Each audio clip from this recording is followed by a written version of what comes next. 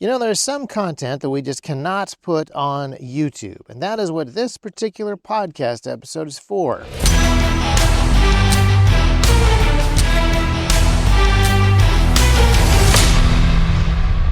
Welcome back to another T-Rex Talk episode. In this one, we're going to be talking about some drone stuff. There are now 4 episodes of the Drone Wars that have been posted to YouTube. Both the main T-Rex Arms channel and the T-Rex Labs channel. And while we are primarily talking in those different videos about different drone types, about some of the lessons learned from Ukraine, the fact is that we haven't shown a ton of Ukraine footage in those videos. And the main reason for that is actually YouTube policies. Not only policies against showing violent content, because it is wartime footage, but also their policies regarding current event footage. They have some new policies about how you show and use and exploit current event footage.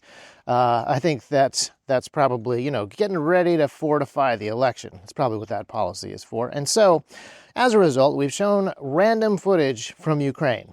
Footage of drones being used, mostly launched and landed, and we've used clips from other news shows and other news channels and different outlets because YouTube allows them to do stuff. And if we repost their content with attribution, then YouTube lets us keep it up. But if you've been watching on Telegram or even Instagram, you have probably seen a lot of footage that is a bit more grisly. You probably have seen people getting blown to pieces by drones. You probably have seen guys sitting on tanks that explode when they're hit by drones. You probably have seen footage of people not just doing drone-related stuff, but suffering horrific casualties and death, but filmed from drones. Everything about this conflict is pretty drone-centric. But even though we got a ton of battlefield footage being filmed by drones, there's no mistaking the fact that direct action being taken by drones, munitions being delivered by drones, is a very increasing threat. That isn't, as we talked about before in the videos, that unmanned aircraft haven't been used for a long time. Going all the way back to World War II, we had unmanned aircraft doing mostly training stuff at first, but we had some essentially drone-delivered bombs that would go and hit enemy ships, mostly. Those were anti-shipping devices in World War II, so this is not a new trend. We also had a bunch of unmanned aircraft fulfilling a bunch of different roles in wars in the Middle East, not just global war on terror, but previous wars had surveillance drones and various other types of unmanned aircraft. And primarily, the way that the United States has used its drones in the past have been for surveillance and then dropping munitions from them like regular aircraft. But we certainly have used suicide or kamikaze drones as well. The interesting thing that I think that we are seeing inside of this war footage from the war on Ukraine is just a democratization of some of those tools and tactics. There's a bunch of people who weren't really paying attention to exactly how we prosecuted certain types of violence in Afghanistan and Iraq most recently. And because some of those drones were pretty cutting edge, we didn't talk about them very much. We only showed the aftermath or the debris that was left over. But the folks in Russia and Ukraine right now doing various things like flying unmanned Cessnas full of explosives directly into buildings, or little tiny FPV drones that were designed for racing, driving those stuff into individual guys who were trying to hide inside of trenches. There really is no hesitation from either side to use that type of footage as propaganda for their own purposes. And so it's really easy to find and watch, well, everywhere but YouTube. And that has sparked a lot of comment. There's a huge amount of anti-drone sentiment because the footage that is coming out of this particular conflict is really scary and sad and horrifying.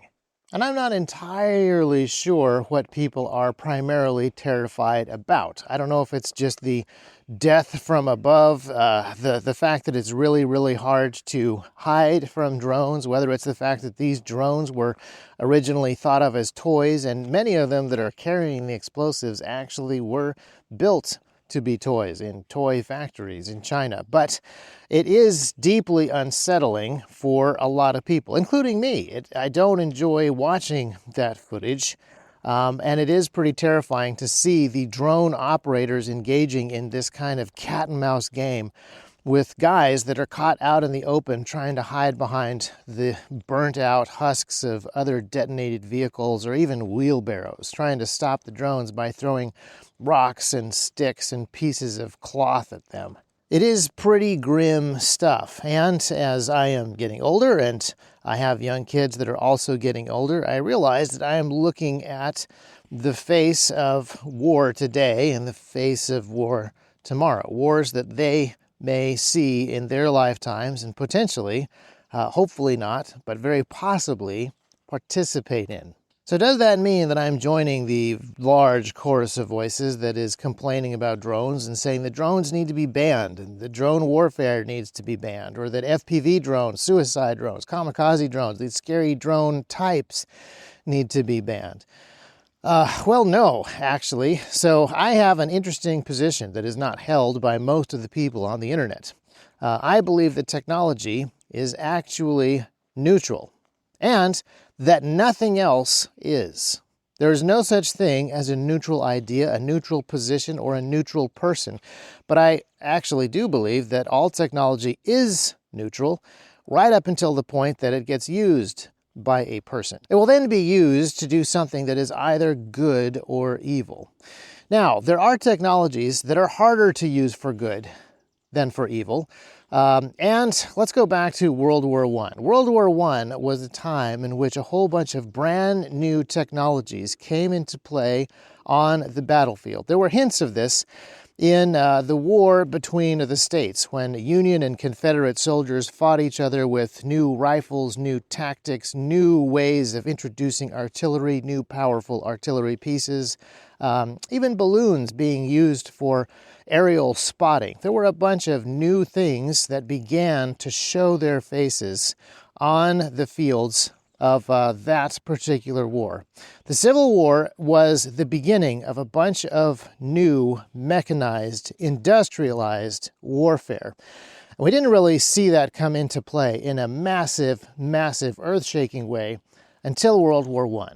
In World War I, there have been some pretty significant leaps in those artillery pieces and in the rifles that infantry carry and in the machine guns, which obviously existed before, but they were now being used in a massive scale. There were tanks. There was a new way of doing trench warfare. There was a lot of barbed wire. There were just horrific things that happened in World War I, and they were amplified by the sheer scale of that conflict. And if you read war correspondence and people writing about World War I in the day, there's a huge amount of conversation about weapons that need to be banned completely. You have the Geneva Convention, you have a whole bunch of conversation about things that are in fact too inhumane for humans to use to kill each other. And I don't think it's surprising that we are seeing a lot of those particular arguments coming back and a lot of those particular sentiments coming back when people see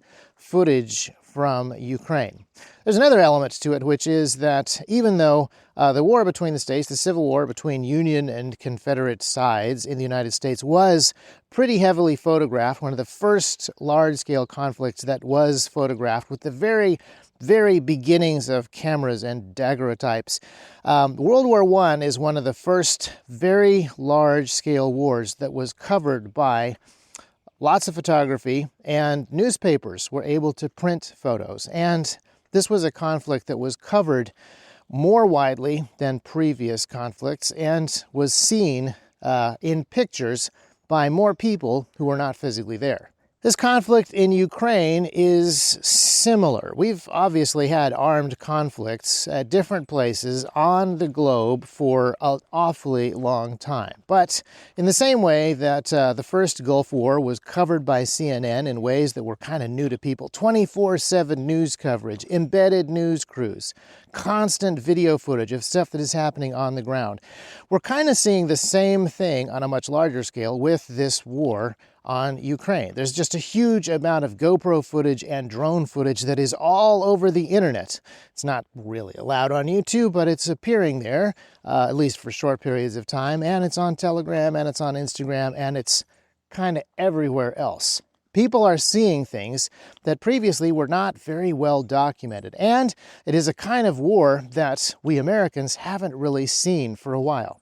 I talked about this a couple of weeks ago with Michael McMartin, and just some of the differences between the global war on terror that America waged against pretty disproportionately equipped forces. And we had a pretty disproportionate level of control over that battlefield inside of Ukraine, inside of Afghanistan, and inside of Iraq.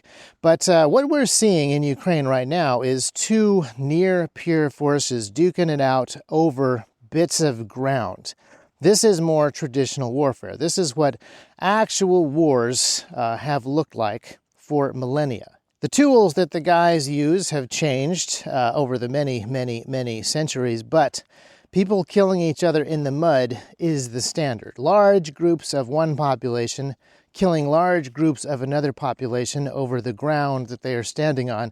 That's what real war has always been. And Americans are seeing that in ways that, well, we've kind of forgotten about. Yes, we've all watched World War II movies, but I think a lot of us believed that things were different, that drones and unmanned vehicles would bring about a new way of doing combat, where people sat in air-conditioned bunkers and directed the drones, and we wouldn't really have to see or experience or deal with the grim realities of actual warfare. And Ukraine is teaching us the exact opposite. Some of those new technologies mean that you have to be even better at your World War I style trench warfare tactics.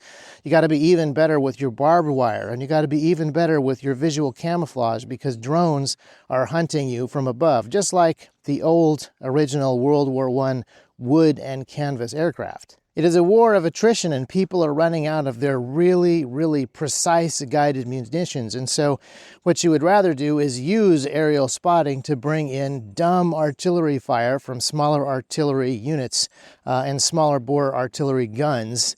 And it's starting to look a little bit more like World War I or some of those Civil War battlefields. Don't get me wrong, the new tools mean that certain things are done in different ways.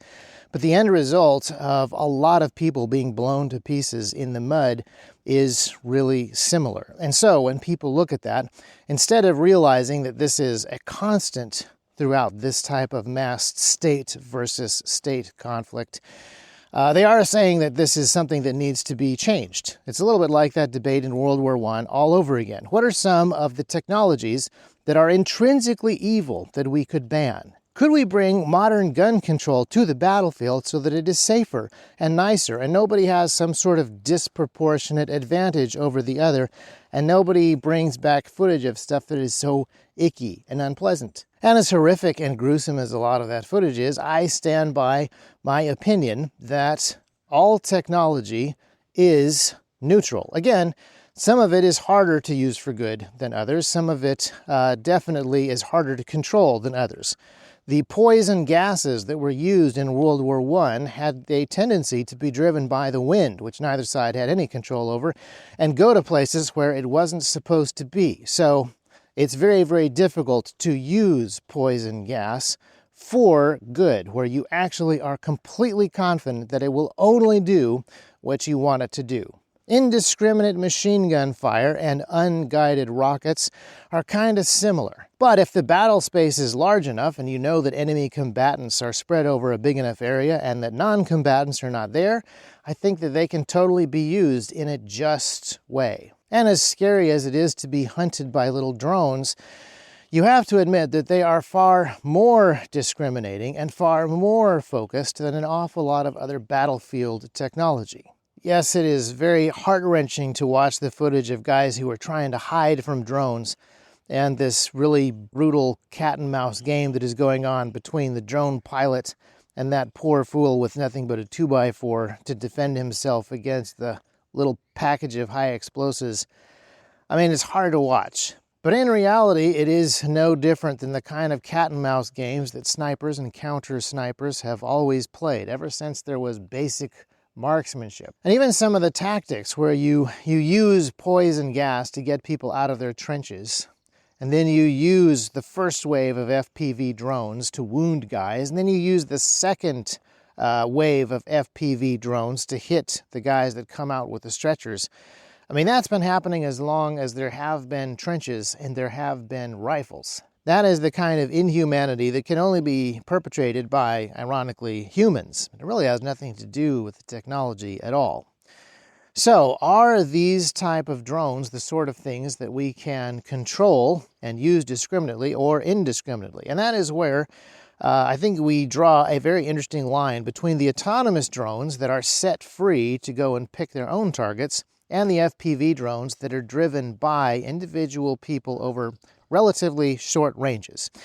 And there is a type of person who will say, oh, no, the short-range knife fight with the FPV drones, that is barbaric. That is like the old days. How much better would it be for us to sit thousands of miles away in an air-conditioned office and press a button that lets a sophisticated robot do our fighting for us? But the less control that we have over our weapons, the less confident we can be that they are only doing what is just and what is good. It is more like that cloud of poison gas that we no longer have any control over, drifting towards who knows where. As dirty and bloody and unpleasant as that short-range knife fight is with the FPV drones, that is something that we still have some level of control over, at least as much control as we've always had over that short-range fog-of-war knife fight that happens inside of trench warfare and brutal house-to-house urban fighting. But there's another reason that I'm actually positively considering FPV drones and some of the really small,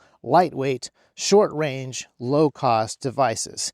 The critics say that this just allows people to bring too much force to bear at a low level. But if you truly hate invaders, and you truly hate bullies, and you truly hate tyranny, and you truly hate authoritarianism, then you would like powerful tools in the hands of those low-level guys. You truly want some pretty significant firepower in the hands of the people. If you're used to politicians telling you that it is impossible for men to fight governments because they have nukes and F-15s, this is a really fascinating thing to look into. One of the great tools of tyrants in the 20th century have been armored vehicles. It is very difficult for individual and lightly armed people to fight against tanks and other types of armor. But technology has kind of come to the rescue, depending on whose side you're on and at which times. But technology has kind of come to the rescue of at least certain people and certain times. There's some pretty sophisticated anti-armor stuff that exists now in shaped charges. There's a really cool device called the SLAM, which stands for Selectable Lightweight Attack Munition. It is a tiny, tiny shaped charge, weighs a couple of pounds, fits in the palm of your hand, fits in a pocket, and it can defeat a surprising amount of armor. And that thing existed 30 years ago. Now, one of the problems with the SLAM is that it kind of had to be used as a mine, as a landmine or a horizontally mounted, tree-mounted mine, because it had no delivery system. But now there's a pretty sophisticated way to carry very small shaped charges directly to the armored vehicles of invaders. And it can be done a lot more simply and a lot more cheaply than previous methods. The electric motors are they're just a lot easier to make than precision rocket engines, and electricity is easier to make in the field than rocket fuel, and those drone brains are a lot easier to build, program, and control than the rocket guidance systems. Modern shaped charges are even more effective than that 30-year-old SLAM, and there's interesting new ways to build those. So now you have the ability for a very small defensive force to defend themselves against some pretty significant offensive capability. And the other thing that I like about the FPV drones is they are pretty significantly defensive. Something that has the range of a mile or maybe 2 is extremely difficult to use to hassle another country. But if you have that kind of capability in your nation, it's the sort of thing that you can use against invaders. So as much as there is a lot of hand-wringing and doom-proclaiming specifically about the brutality that we see wreaked by these FPV drones, in some ways they are the least terrifying, and they are the hardest to use for evil, and the easiest to use for good of any of the unmanned fighting platforms that we see being developed today. But at the same time, I don't really want to end this podcast episode on such a cheery note. I think that it is important, unpleasant though it is, to allow ourselves to be faced by the grim realities of actual war. The people who refuse to acknowledge this as the way of the world, but merely the product of a technology that is too dangerous to be allowed to exist, I think are missing the point, and they're going to create problems that are far worse than the war itself. A just war is going to be far better for the future than an unjust peace. This is something that politicians who are right and who are courageous have always understood. And people who want to create an unjust peace that is more comfortable than a just war have always created more misery, more bloodshed, and more death than the wars themselves. And of course, most of those brutal wars came out of a desire for domination so that people could create the sort of unjust peace that the people next door weren't having properly. It's no good pretending that people are intrinsically good and that if we just had the right technologies in the right hands, only sweetness and flowers would emerge. Technologies are neutral, and people and ideas are not.